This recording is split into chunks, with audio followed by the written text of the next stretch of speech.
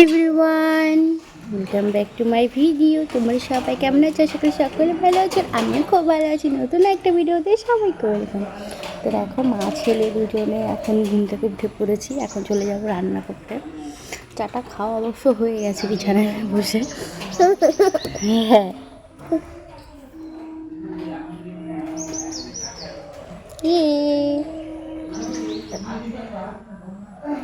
Camera দেখলে এত পছন্দ এনার ক্যামেরা, দেখো অবস্থা। চলো,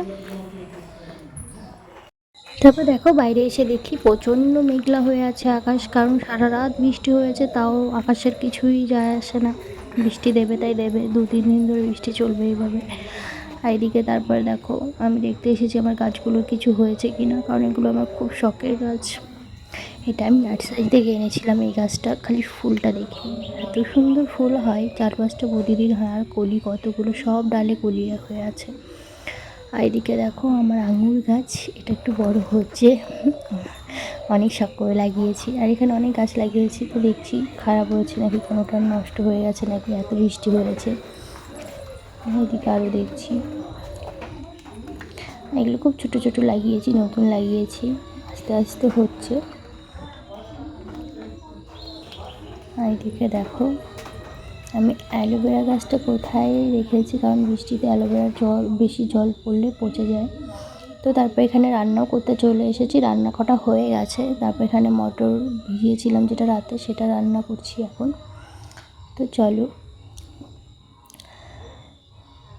রান্না তো প্রায় কমপ্লিট। তারপরে এখানে বাবুকে খেতে দিয়েছে আন্টি, এক থালা ভাত দিয়েছে। আর ভাতগুলো দেখো কী করছে।